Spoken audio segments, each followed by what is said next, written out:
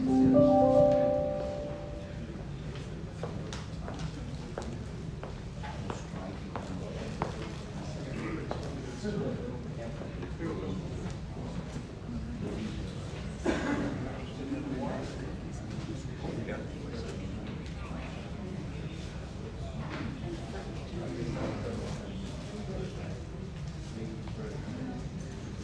evening, ladies and gentlemen.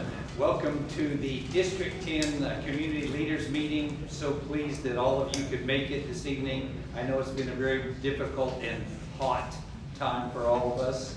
I've been asked to help Councilman Perry, who's with us on Zoom tonight, and he'll be making a few remarks in a few minutes. But before we do, we'd like to have our flag presentation and Pledge of Allegiance.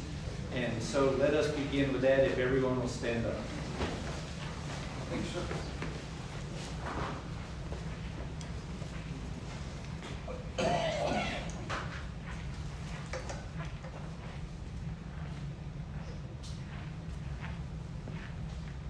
Color guard attention.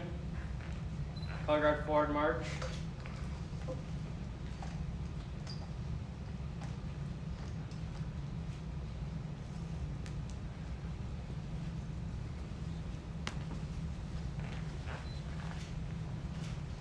Color guard post the colors.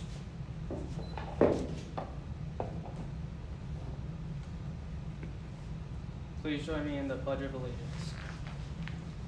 Pledge Allegiance to the flag of the United States of America and to the republic for which it stands, one nation under God, indivisible, with liberty and justice for all. Flag guard return to post.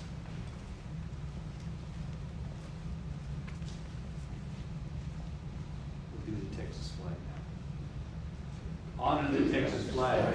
I pledge allegiance to the Texas, one state under God, one and indivisible. Color guard hold. Color guard reduced. Audience may be seated. Thank you, ladies and gentlemen. We'd like to thank Boy Scouts number 398 for their work tonight. We appreciate the help this evening. Okay, at this time, Councilman Perry, can you hear us okay? I can hear y'all, absolutely. Can y'all hear me? Yes. Loud and clear. All right, Welcome great. aboard. Yeah, thank you very much, and thank you, Councilman Gallagher, for agreeing to step in tonight. The only time I could fit in a vacation just happened to be over this time, and I'm here in Virginia, visiting my daughter and son-in-law and my three little chirpies here. We got Amy, Vid, and Maddie, and we got a new addition to the family right here, little Pixie. So I'm here having a good time. We've been swimming every day and going to get ice cream every day as well. So I'm just enjoying my time here, but I did want to say a couple of words to y'all about what's coming up here in the very near future. It's already the middle of July, and a lot of things have been going on this month. We've got a lot of different issues popping up. Y'all might have seen where we had some actual shootings there around the Perrin-Vital area, and the police are still investigating that and will let us know what happened with those. So just be very mindful, keep your head on a swivel about what's going on around you, making sure that you're safe, and if you see something, say something. Call 911 if you don't think things are right, and reach out and talk to somebody if you're seeing something that shouldn't be happening.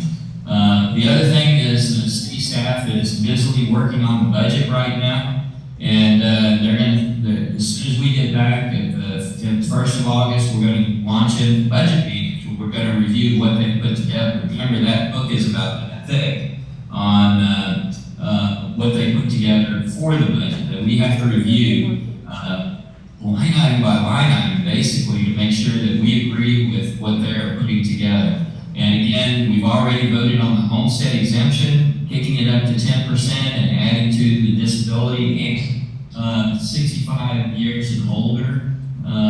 So that was one of the other puppies here that you heard. But anyway, so that's already done. We are looking forward to doing a tax rate decrease as well. So hopefully that's going to be done when we get back and vote on the actual budget itself. So we got a lot of stuff coming up here starting in August, and we'll get to that. We want your feedback also. So go to SA Speak Up. We've been advertising that a lot on our newsletter and our other media posts to go to SA Speak Up and let us know how you want us to prioritize your money, your taxes going into the overall budget here for San Antonio. So, again, I wish I could be there, but thanks again to Councilman Gallagher. Got a long lineup of guest speakers tonight,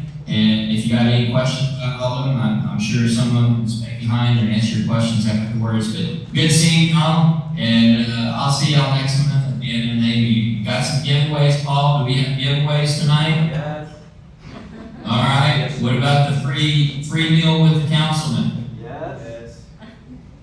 We got that? Yep. Yes, sir. All right. Good deal. Good deal. All right. With that, y'all have a great evening, and thank y'all very much for coming. And I'm going to get back to playing with the grandkids. Y'all have a good one. I'll take care. Bye-bye. We've got a great full agenda this evening that I know that there's some pretty valuable information for all of us. One of them from the Northeast Baptist Hospital. We'll also hear about Northside Neighbors on Patrol. I hope everybody here's a member of COP. If you're not, you're in big trouble with me. And the Safe Officer Program as well. We'll also talk about City of San Antonio's SA Ready to Work program.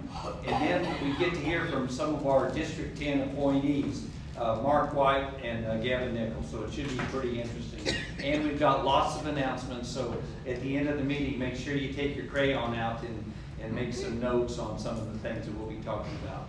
So let's begin, everybody. Let's welcome Lana Primero and Jesse Perez from the Northeast Baptist Hospital. Give them a hand, everybody.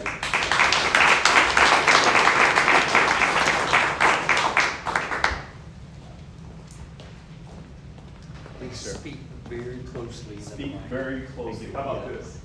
That loud, can y'all hear me? Into the mic. Even better? Better. Much better. Thank you. Thanks, Paul. Thank you, Councilman Perry. Thank you, sir. Thank you all for having us. My name is Lana Romero. I'm the Service Line Administrator for Neuroscience at Baptist Health System. Baptist Health System is a tenant company, and tenant is a corporate health company. It's actually the second largest in America. But in San Antonio, we have Baptist Health System, 6 facilities, and Northeast Baptist is one of those. And we're here today to talk to you, and I'll let Jesse Perez introduce himself before I go further. Like Lana said, my name is Jesse Perez. I'm the stroke coordinator for Northeast Baptist. So like I said, we're going to talk to you about some of the new things that that San Antonio has on the northeast side for dealing with stroke. Okay. And so, Speak up, speak up. all right. And so, Northeast Baptist is obviously just right around the corner. And one of the things that we realized with Baptist Health System is access is truly important. Access is truly important. And for some of y'all that are well familiar with what a stroke is, and Jesse is a clinical expert here that will tell us a little bit more about that. But one of the things that's important about treating stroke is time. Brain is time, and time is brain, we say. For many of y'all, you're well familiar that a lot of what we had for stroke care was at the Med Center. We had St. Luke's Baptist, which is a Baptist health system, was the first comprehensive stroke center in San Antonio. And then Methodist Hospital, likewise in the Med Center. And then thirdly, University Health System. So all 3 are within a block from each other in the Med Center. And so we did an assessment, and we realized there was obviously a big need in communities outside of the Med Center, and connecting the dots to time is brain and brain is time. We thought it best to birth this facility, a stroke center, what we call a thrombectomy center specifically, on the northeast side at the Northeast Baptist Health System. Couple things just to add to that. In addition to the Northeast facility, we've also developed a thrombectomy center at downtown at Baptist Medical Center. Again, connecting the dot to access and brain is time and time is brain is why we've done that. And so the program has been in existence since February of last year. We had our first thrombectomy, and Jesse would give us a double click into basically what that means. But if I were to give a shot at it, it's basically a neurologist going into the brain vessels and pulling out a clot. So that clot is what stops your flow, the blood flow, and obviously we want blood flow continuously going to the brain, and our brains, how we get to make decisions or whatnot. Time is brain and brain is time. And so we're excited to continue to support this community with the Northeast Baptist Thrombectomy Center. It's a journey that we've been working with STRAC, our South Texas Regional Advisory Council, as our support team to get to that designation. We have our survey here in a few weeks with DMV, very similar to the Joint Commission if you're familiar with the healthcare world. They're basically the regulatory body that affirms that we are ready, set, go regulatory-wise. But we've been functioning in that capacity, like I said, since February of last year. So truly excited to continue to support the community. Councilman Perry came and visited. He got to see the biplane, which is the $3.5 million equipment that Baptist purchased so that the physicians can do exactly this and meet that need. He saw it, and Paul was there as well, and they thought it best that we come by and share a little bit more about that. So I'll hand it over to Jesse to tell us more clinical lingo that we'll all get to understand. All right, like I said, thank you for having us here. Just out of curiosity, how many of you go to the ER because of pain? Right, that'll be the number one thing, right? Some type of pain. So stroke normally does not cause pain. So what ends up happening is that people dismiss the signs of stroke. To go ahead and go to the ED and get the medicine that you get IV, you have a time frame from when the symptoms start to 4.5 hours max. Past that, that medicine to dissolve a blood clot is too risky to give you because it can cause bleeding in the brain.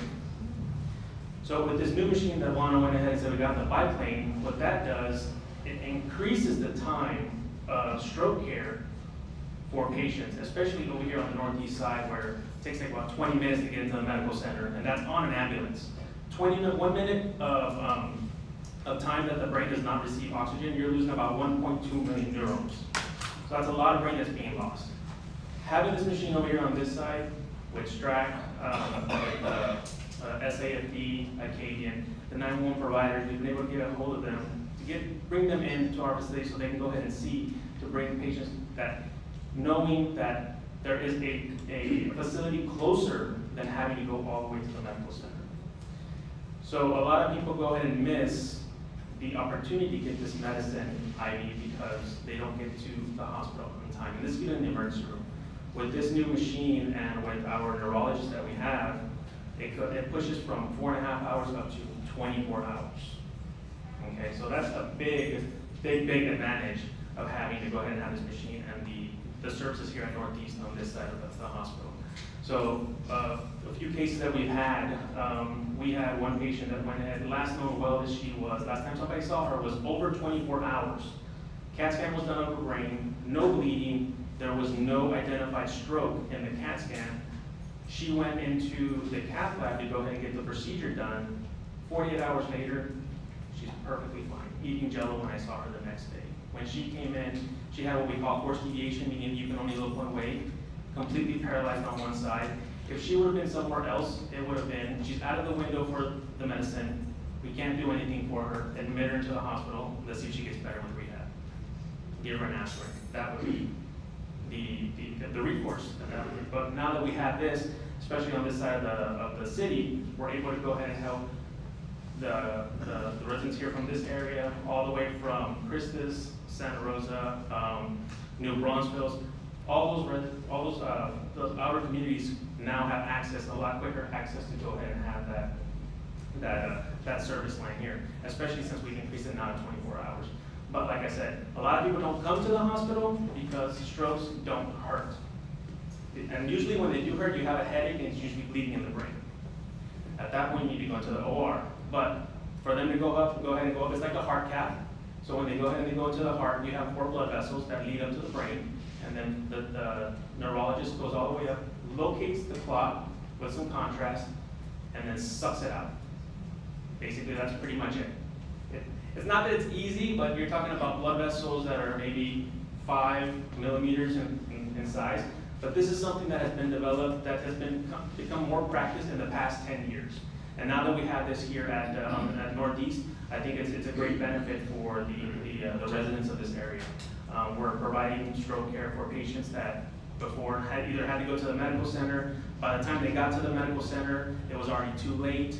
The longer you have that stroke, the more chances you have of converting that tissue from that you had a stroke into bleeding. So sometimes it just happens to be too late by the time they get into the medical center. Having that on this side, it's like I believe I said, it's one of those things where it's just amazing to go ahead and have patients that come into our hospital and still be able to treat them up to a 24-hour period.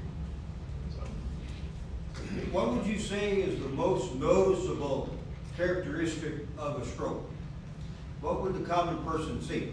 The common person would go ahead and see the classic signs and symptoms of a stroke would be weakness on one side of the body, facial droop, slurred speech. Sometimes it can be as simple as just not making sense. You're talking, you think you're talking okay, but the words are not coming out. Altered mental status. That's one of those things where people kind of dismiss it, but it's also signs of a stroke. Another major one that people do not think of is acting like you're drunk, but there's no alcohol involved. That is a stroke in the back of the brain. When you have a stroke in the back of the brain, it causes for the chance of dying with the stroke of the back of the brain is a lot higher because the blood vessels that feed the back of the brain also feed your brainstem, which regulates your heart rate and your breathing. So if you go ahead and have a stroke in the back of the brain, you can get to that point where you can die from it. Most strokes that happen in the anterior part of the brain, those strokes you have your classic signs and symptoms. But if you see somebody that is not acting their normal, not talking right, just acting weird, any neurological symptom could be signs of a stroke. I've had patients that come in and just can't talk. Everything's fine, they just can't talk. And we go ahead and we take them to CT and yep, they had a stroke.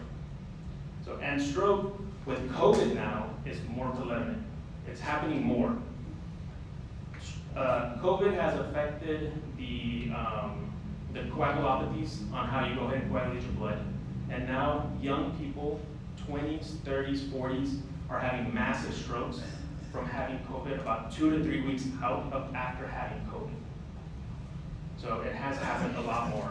And we saw these past years, we saw a great influx of it with the younger population. Okay, we've got time for just a couple more questions. Go ahead. I had a friend who is almost 70, and she was told by her doctor that she had a stroke and she lost sight in one of her eyes, but she didn't have any pain. Mhm. And she was thinking she was going to have a detached retina kind of problem. Yeah, that's very But common for it to happen. She completely lost all sight in one of her eyes. Yeah, because what happens is not the retina, it's the actual nerve that runs into the brain off your eye that strokes out. And it's a stroke. Like I said, it can happen in many different ways, affects the eye and stuff like that. Yes, sir. How much research has been done on correlating the strokes and the increased amount of strokes associated with COVID and the vaccine? The vaccine itself, I'm not too sure. I don't want to go ahead and give numbers up, but I know that studies are starting to go ahead and are coming out. I know one study so far that has come out that has correlated COVID with increased number of strokes in the younger population, yes. From having COVID, not necessarily the vaccine. No, from having COVID, yes, from having COVID itself, not the My vaccine. question was specific to the vaccine. Yeah, no, that I have not seen anything on the No vaccine research. itself. No, not that I've seen yet, sir. Okay, very good. Good job, gentlemen. Thank you very much.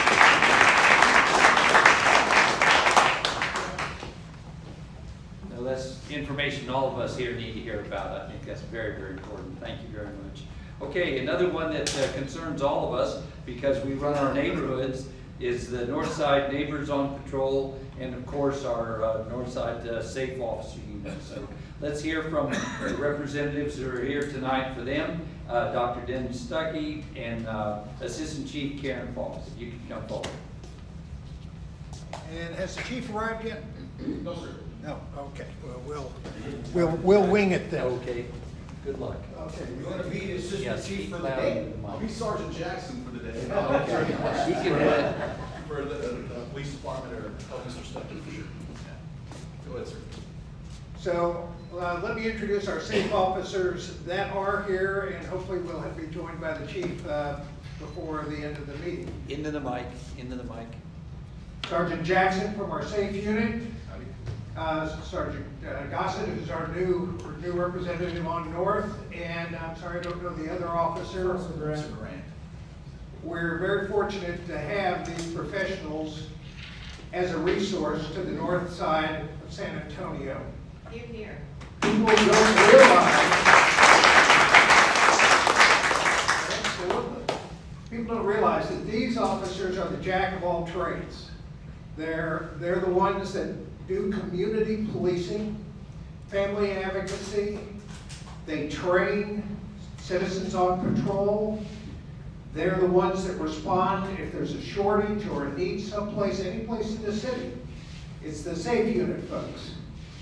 Now, the safe units were almost disenfranchised and went away. In many cities they have. In our city, they were threatened.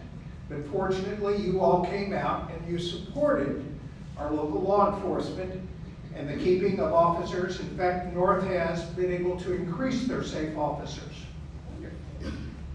Northside Neighbors on Patrol, which is the organization that's sort of the daddy rabbit for citizens on patrol.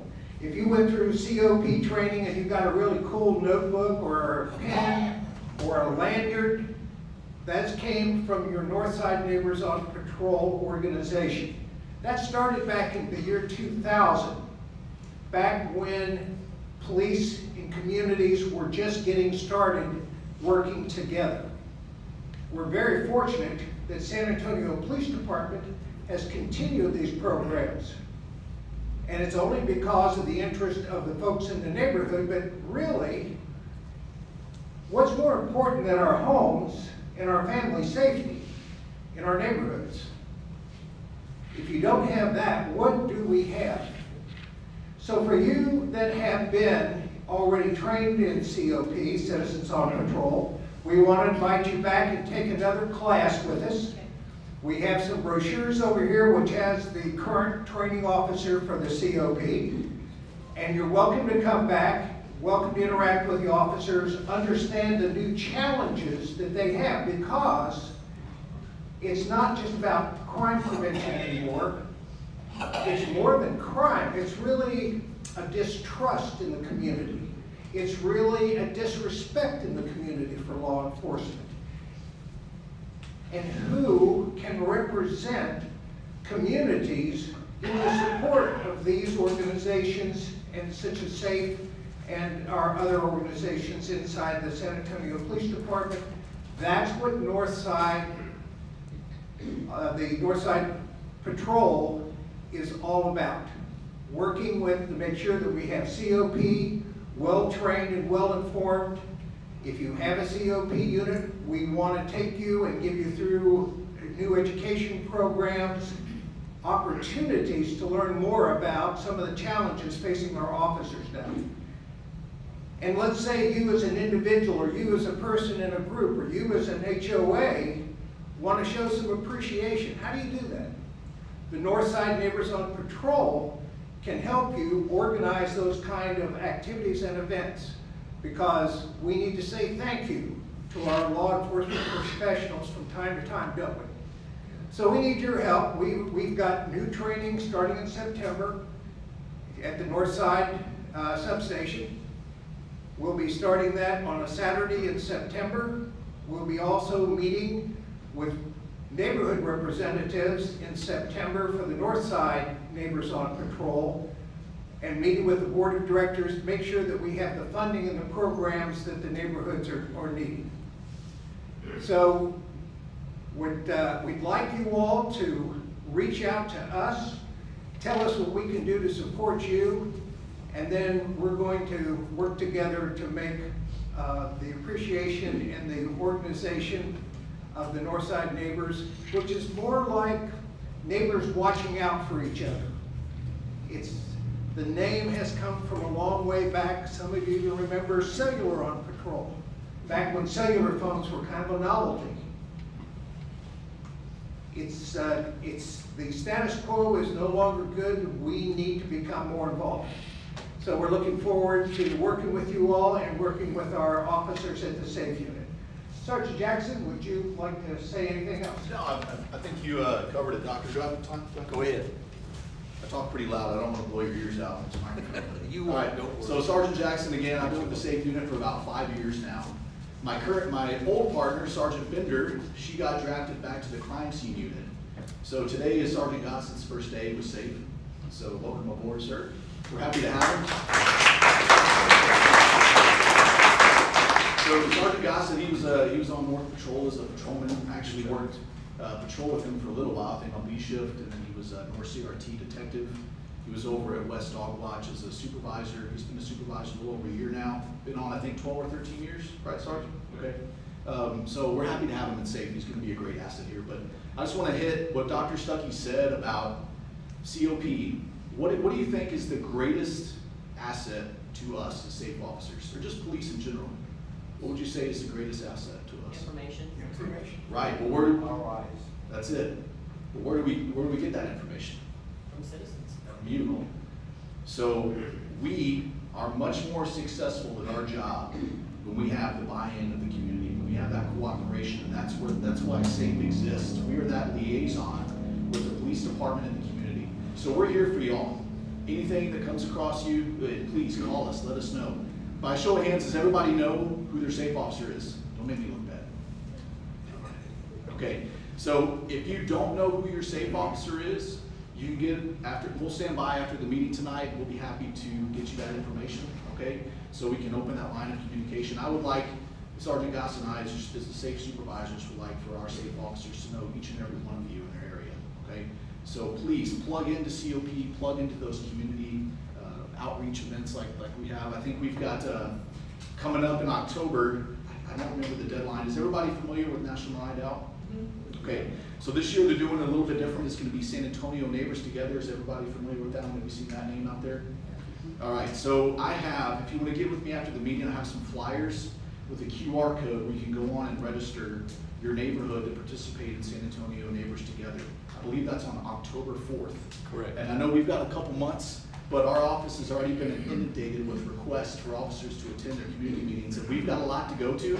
With a limited number of officers, we have 16 in the SAFE program, and they have probably 8 to 10 to go to that night. So please make sure your neighborhood, communicate with your HOA presidents, make sure that they get you all registered so we can participate in your neighborhoods, okay? Yes, sir. Did I hear Councilman Perry say something about shots fired on Perry Vital? Right. Can you tell us about what's the latest information on that? I don't have any updated information other than what the news already reported. What do we have at this point? It was two, I think, several murders. There were 2 different murders. I think three people were murdered out there. 4, was it 4? Okay, so two different events, right? 4 Hours ago? No, this was last week, sir. Oh, last week. Yeah, this was last week. Yes, sir. I don't have any details on the investigation. You know that. I'm not privy to that information. Yes, sir. The rumor was it was a good possibility that it was homeless. I don't have the details on that, sir. That's what it- Yeah. No, the homeless were they? I don't know. That's I what- can't that's confirm right. that. No, sir. I can't confirm. Okay, time for one more. Go ahead. Yes, ma'am. I realize we have a lot of things to worry about with people getting shot, but Sure. is there anything, or what, mail theft? Yeah. It seems like it's happening every week.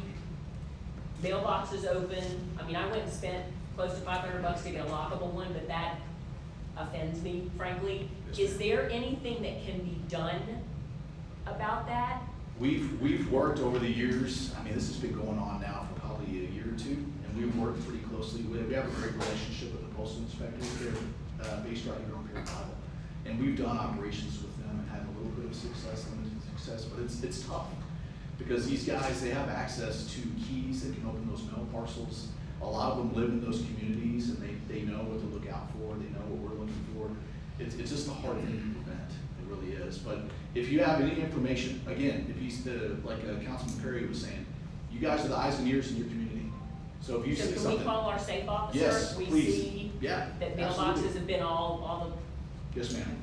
Now, the COP should patrol by them too, and Right. take a look at those mailboxes. We can do patrol buys for certain areas, okay, keep in mind, those patrol buys go to officers on the shift, and when call load allows, they will make patrol buys in that area. Right. Okay, but if there's something particular that you need to have addressed in regards to the mail theft, or anything for that matter, please make sure the safe officer knows. Can you repeat the phone number? For safe, yes ma'am, it's 210-207-8350, that is the main line to the North Safe office. Would more cameras be more effective? Cameras always help. Anything that you can do to harden the target, lighting, surveillance, that all helps. Security, but you know. Okay, very good. Let's give him a big hand.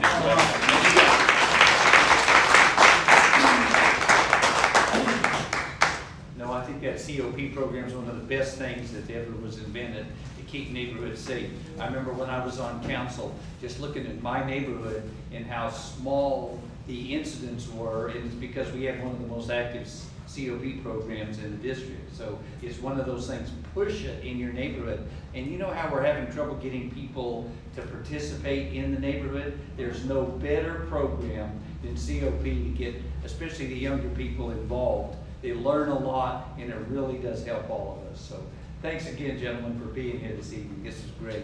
And we've got a whole lot of handouts over here for you after the meeting's over with, if you haven't received them, to take a look at them. Okay, let's talk about something else that everybody's been looking at recently, and that's the City of San Antonio's SA Ready to Work program.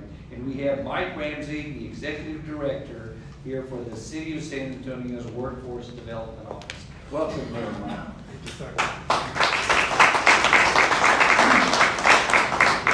Good evening. So excited to be with you guys tonight to talk to you about the city's phenomenal program to help people get the skills and education they need to get to work.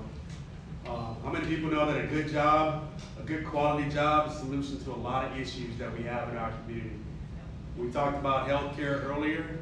If you want to have some good health insurance, get yourself a good job. Talked about crime. You want to reduce crime in your neighborhoods. If people are working, they're making enough money to take care of themselves and their family, they have what they need, you don't have to go and try to take from somebody else. You look at affordable housing, that's been a hot topic here lately. And the council member talked about the homestead exemption increase. I'm excited about that. But in order to afford good housing, you need a good quality job. So if you got a good quality job, you can afford housing, you afford health care, you're less likely to commit crimes, you're more likely to have good health because you got health insurance, you can pay those co-pays, get your prescriptions.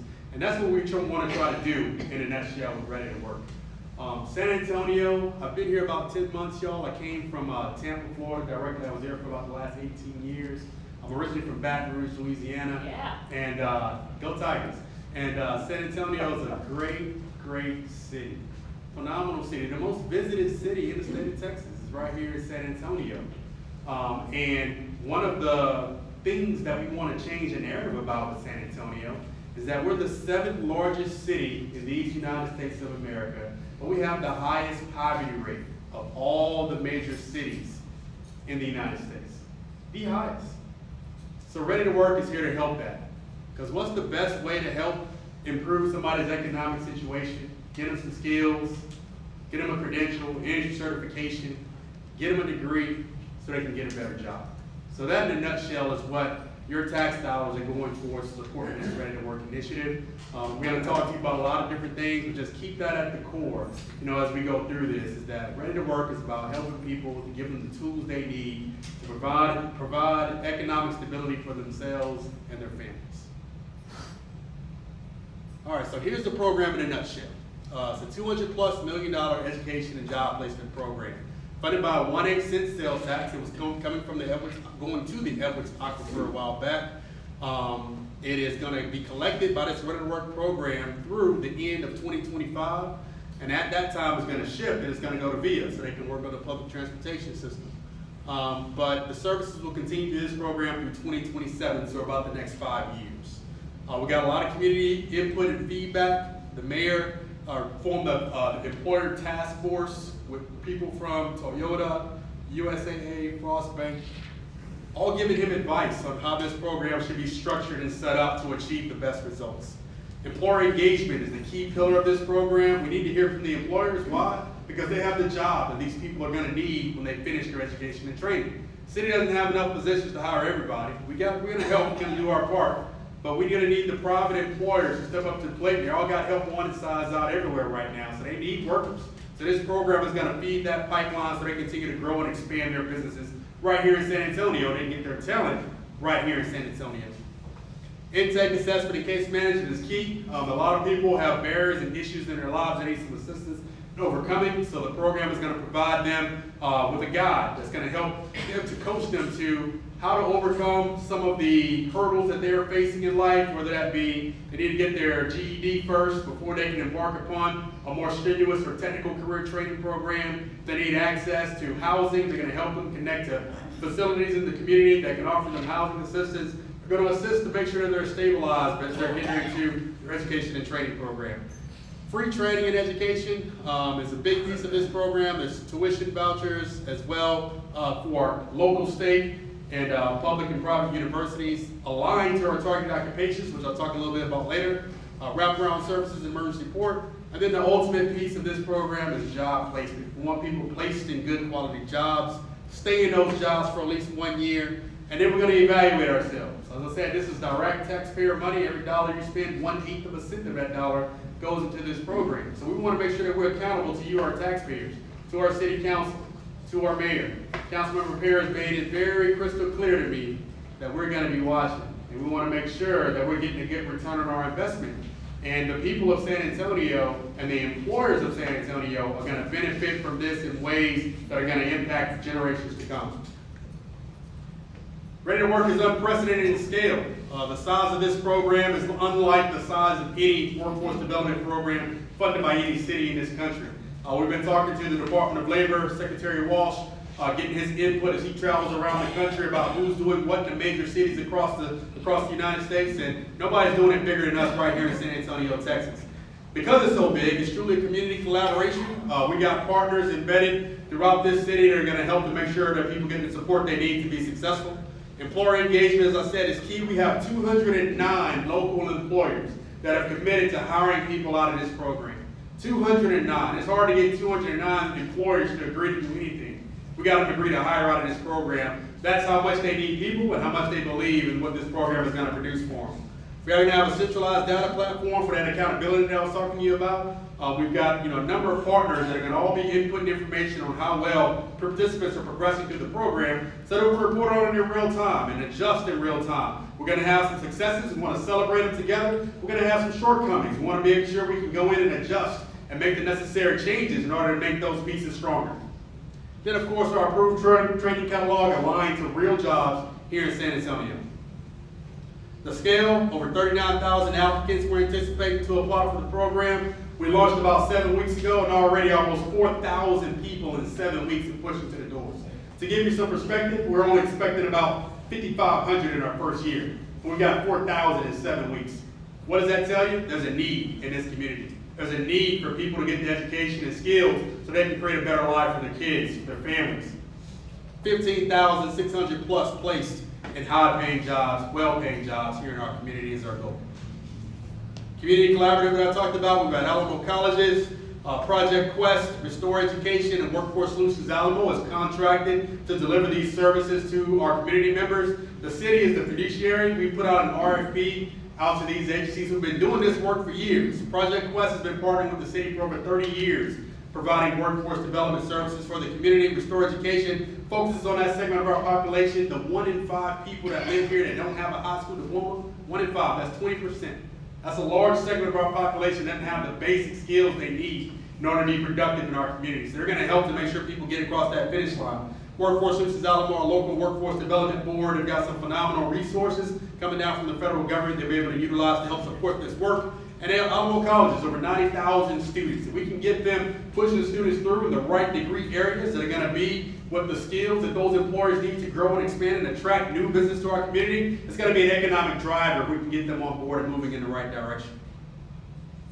Eligibility, to be eligible for this program, you have to be at least 18 years old, eligible to work in the United States, a resident of the city of San Antonio proper, meaning you can vote for the mayor and council members, Income less than 250% of the federal poverty guidelines, about $34,000 for an individual, $69,000 for a family of 4. To give you some perspective, the average family household income in San Antonio is about $57,000.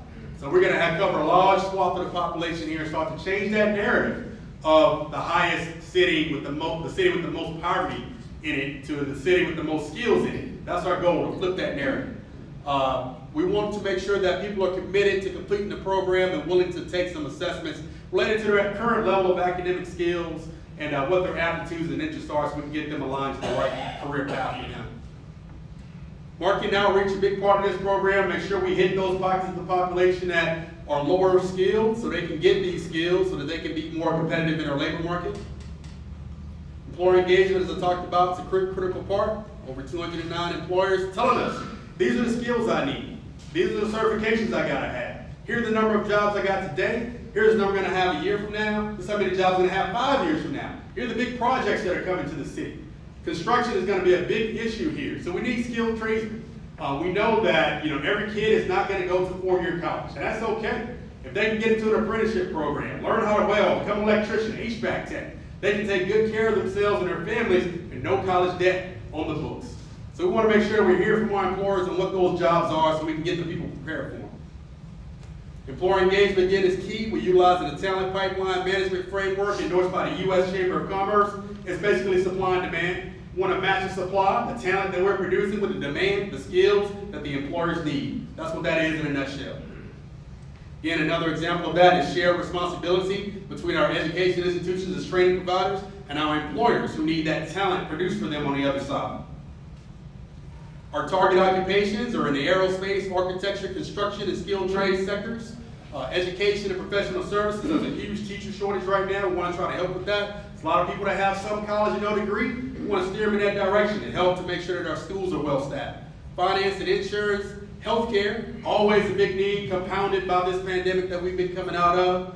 Information technology and cybersecurity, our connection to the military bases, the DoD contractors, they're starving for talent. We're going to make sure that we got it right here in San Antonio. And of course, transportation and warehousing. You talk about the shipping of goods across this country. A lot of that happens in this hub coming through San Antonio. We've got to make sure that we've got people equipped to move that freight and those goods and services. Intake and case management, there's 3 ways to apply. They can go to our website, readytoworksa.com, call 311, or walk in to any of our partner agencies, Workforce Solutions, Alamo Colleges, Project Quest, or Restore Education. Wraparound supports, assessments, we have some emergency funding for those unexpected financial situations that occur that could knock somebody off track, help to navigate the benefits that exist within the community, coaching, financial counseling, because we don't want to just help you to get a job. We want to make sure that you can manage your finances in a way that you can take care of your family in a more efficient manner. Creating some LinkedIn and Work in Texas account, getting them prepped for those interviews. Ultimately, job placements and job retention of the supports that we provide to our participants.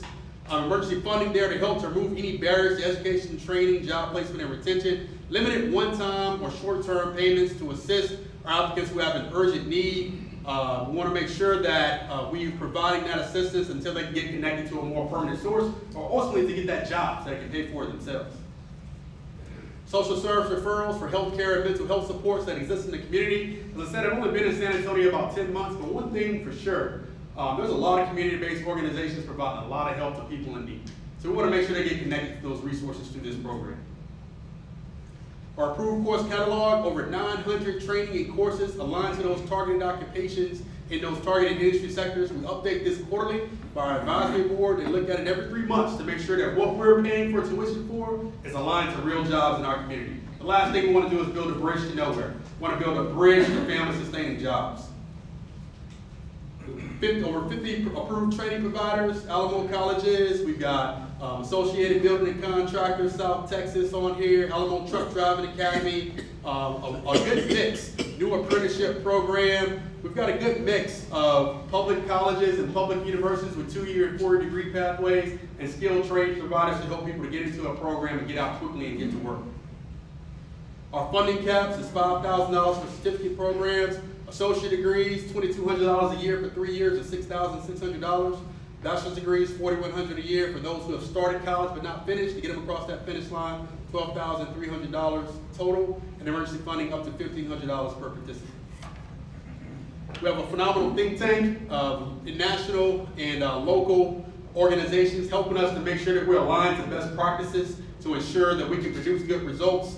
Educate Texas, Job for the Future, and UP Partnership, University of Texas A&M San Antonio's Urban Education Institute, Calco Consulting, and Opportunity Accelerator. Wanted to make sure that we've got enough people at the table helping to guide and lead this program to get us on course when we're falling off and help us to emphasize those areas that are doing really well. Some good performance measures here. At least 70% of the people complete their training programs, and 80% of those get an approved job and keep that job for at least 1 year after they're employed. And 75% as a qualitative measure will recommend the program to a friend or family member.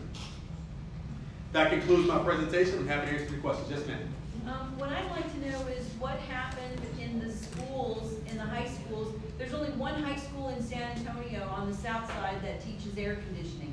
What's happened in our school districts that used to teach these hard skills to students who were not on a college track? What happened then, and are you doing anything to advise the school districts and the community on what should our school districts be doing to put out students that are ready for these jobs so that they don't have to come to you?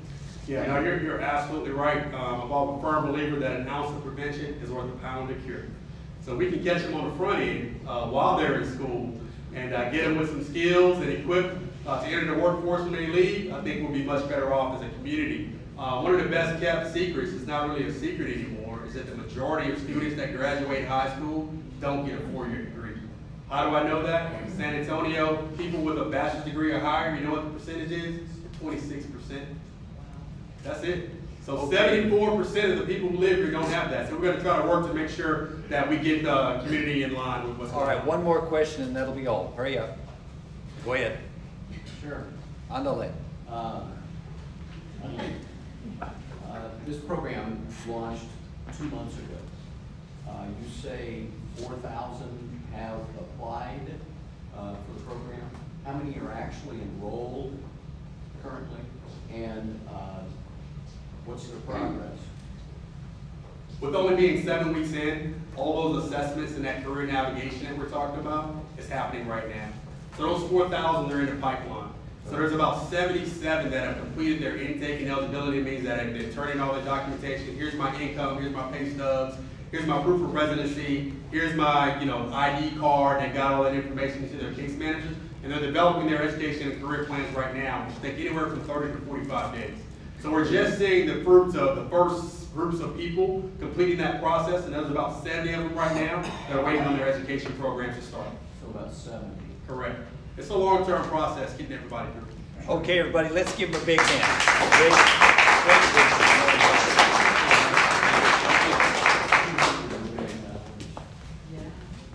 Mike will be here when the meeting's over if anybody's got any other follow-up questions. There's a lot of information, and one of the things we'll have to do as neighborhood leaders is get that out to the community. Okay, let's hear from some of our District 10 boards and commission appointees. If they could come forward, please. We've got Gavin Nichols and Mark White. Well, Mark's here. Okay, I was right there. All right, y'all hear me? We're creeping up on 7, and I know Mike doesn't want us to go past that, so we're going to make it quick. My name's Mark White. For those of you who don't know, I am your District 10 Zoning Commissioner. And being on Zoning Commission, it's an interesting ride every other week on Tuesday, first and third Tuesdays. Y'all hear me? First and third Tuesdays of the month, we have Zoning Commission hearing. And what I look at it as is how can we balance development versus our neighborhoods, right? And if you know Councilman Perry and if you know me, you know that we are pro-development people. We're pro-business, but there's one exception. If it's going to affect your day-to-day lives negatively in your neighborhoods, that's where we got to sort of put a pause on these things and go back to the business and say, listen, what are you trying to do here? How can we do it better so that it doesn't negatively impact your all's day-to-day lives? So I want you to know, first and third Tuesdays of the month, that's when we have our Zoning Commission hearings. right? So if you are driving by somewhere in your neighborhood, you see one of those zoning hearing signs, please reach out to me. If you've got an issue with what they're trying to do, if you want some more information on exactly what's going on there, find out if you can from the city, or just email me. If you go to the city's website, my email's on there. I'm happy to give it to you all now. If you have pen and paper and want to take it down, it's mwhytepllc.com. mwhite@whitepllc.com. Reach out to me anytime if you got any questions or concerns about what's going on. Let me know. So again, for me, this is a balance between development and what's good for you all in your neighborhoods. That's what I'm looking at every time I'm voting on whether we're going to pass or we're going to disapprove of one of these zoning cases. What am I seeing a lot of? Car washes and apartment complexes, right? All over the city. Car washes, apartment complexes, they're going up everywhere. Again, development's good. People are out there. They're taking the risk. They're creating jobs for others. We love it. But again, if it's at all going to negatively impact your day-to-day life, whether it's traffic or whatever it may be, please let me know. We'll get you 1 second. Dollar General's on every corner. Dollar Generals, that's right. Convenience stores, mechanic shops, they're everywhere. What's coming up tomorrow? We've got over on 127 Rainbow Drive, we've got an apartment complex, right? We've got an area that's zoned for 33 units per acre, and they're trying to increase it to 65 units per acre. Taking a look at this one, we haven't had any opposition, or nobody from any of the neighborhood associations around has raised any concern. So that's one. Again, if between now and tomorrow at 1 o'clock you live anywhere near there, you think it may be a problem, please let me know. The second case we have in District 10 tomorrow is a mechanic shop, and they want to add a condition to where they can also sell used cars on the lot as well. Doesn't look like there's going to be much problem with that. Yes, sir. The apartment complex adjacent to the Walmart on Stall Road, probably 1,000 units. It's a large place. I don't ever recall seeing a zoning change notice on Stall Road where where there's an entrance being constructed, and it's going to dramatically impact the traffic on Stall Road right there. What are the plans for fixing that? Okay, so I don't recall the specific project you're speaking of, but it's possible that if there was no zoning sign there on the property, it might not have had to be rezoned. Okay, so you gotta remember, if the property's already zoned for what the developer wants to do, there's nothing we can do about it. There was no connection to the Stall roadway from that property. Really? Well, I'm not familiar with that project, but if you want to reach out to me, I'm happy to take a look at that, and we can talk with the councilman's office and see There's going to be a traffic what's disaster. going on. Yeah, that's the problem with a lot of these apartment complexes. When you start raising the density so significantly in some of these areas, traffic does become a big problem. But again, that's where I need you all to reach out to me and let me know that you're concerned about a particular project. Okay, we're running out of time. Let's give Mark a big hand.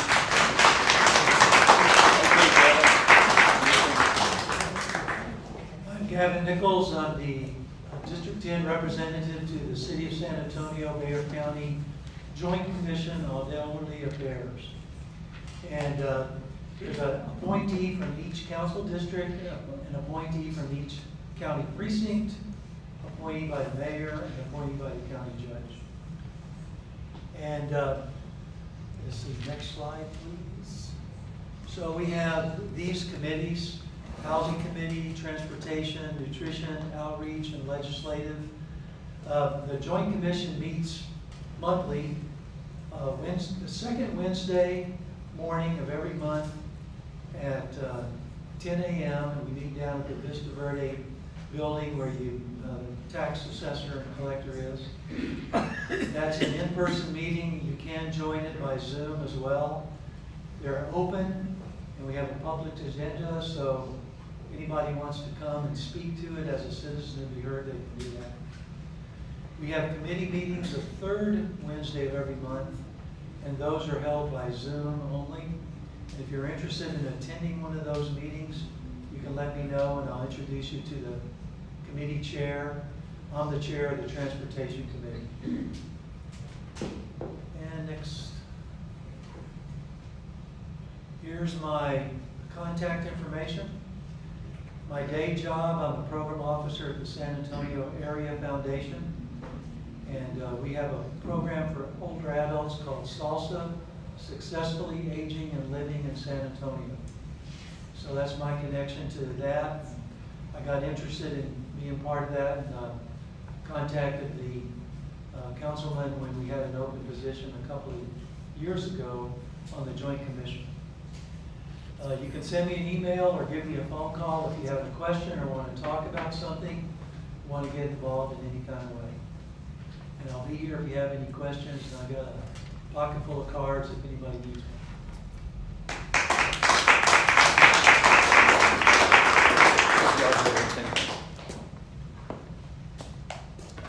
Yeah, just remember after the meeting's over with, we've got lots of folks here that gave the briefings, lots of information, so please make sure you go up and see them and let them know if you've got any questions. Okay, a couple of important announcements of things that are happening.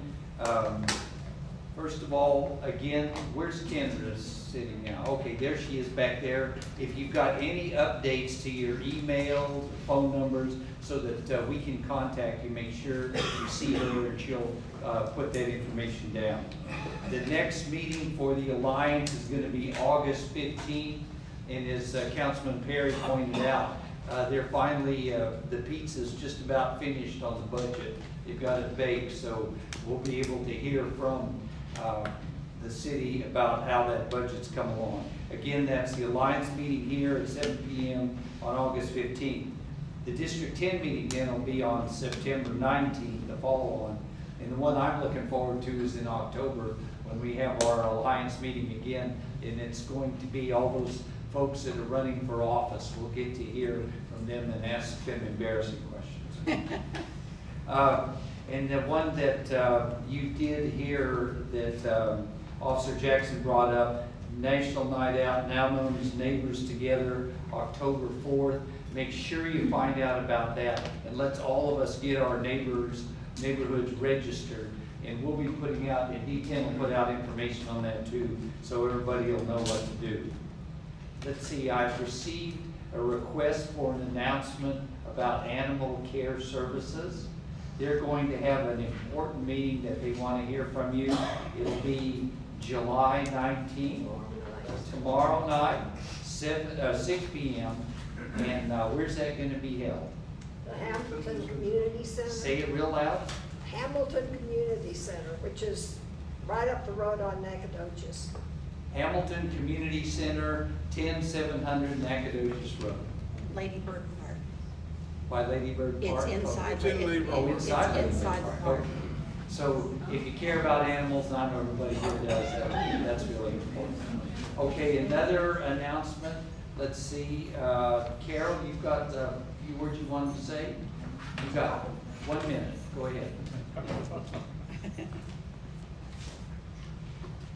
The Edwards Aquifer Authority is having a meeting on the 2nd of August, that's Wednesday, and that will be, I will tell you that,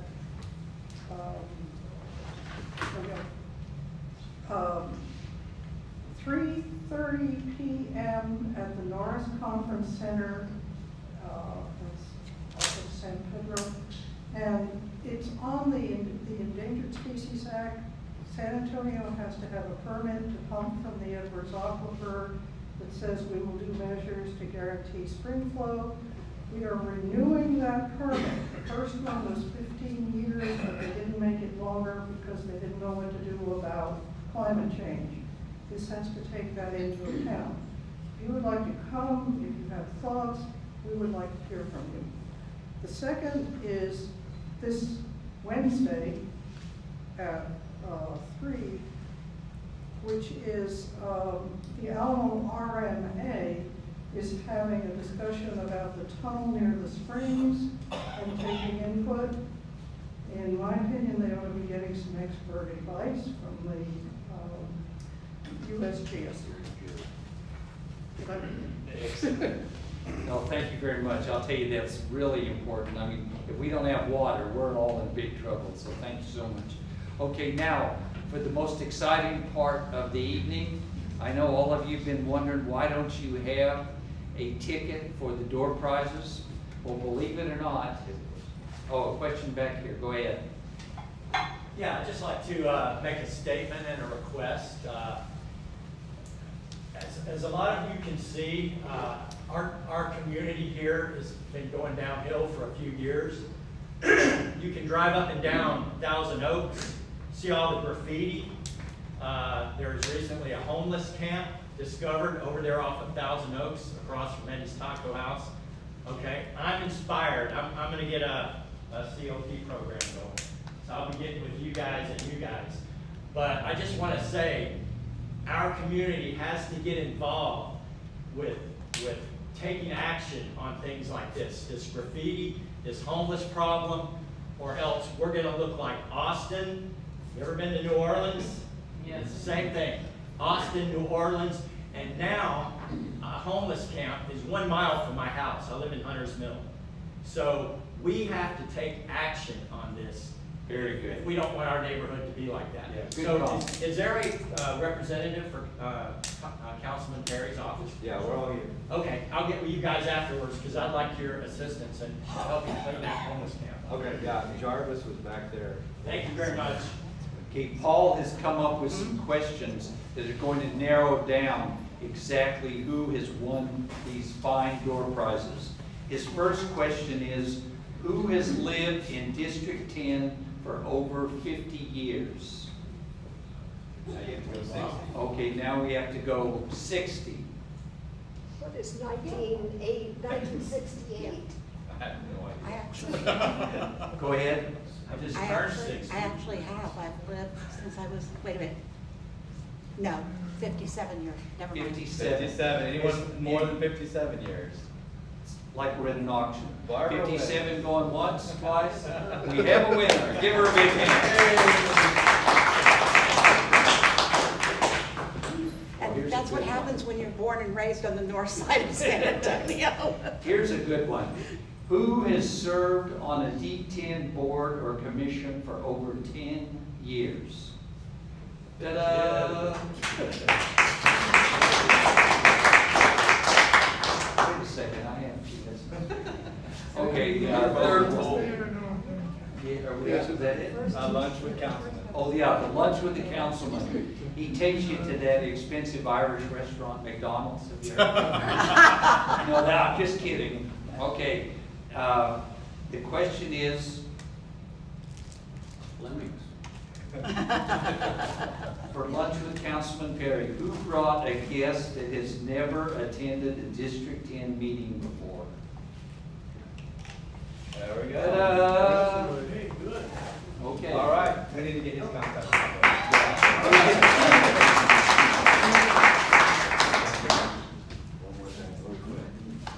Okay. Hey y'all, thanks for coming tonight. Real quick, we have a couple of announcements from our office. We're having a backpack giveaway at the Blessed Angels Community Center this Saturday, starting at 9 o'clock. The District 10 field office is closed for renovations. We will keep you all updated on when it's gonna reopen again. If you need to set up a meeting with us, contact Cynthia, 207-7276. If you have a neighborhood issue, contact Steve, 207-0999. And then Neighbors Together, if you need any info, contact Landry in the back. All right? All right. Thanks. Okay, then what's really important, you may not leave this room without taking a cookie with you. Or two. And one of these beautiful handouts over here. So make sure you Thanks, y'all. Thanks, everybody, for coming. This meeting stands adjourned.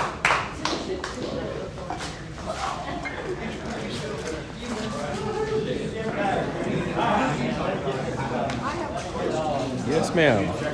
Since I have a meeting on Wednesday, supposedly with the council, am I still having that meeting or is it not? Yeah, he'll be back. I think he's coming back tomorrow, or maybe even Wednesday. But yeah, nothing's changed.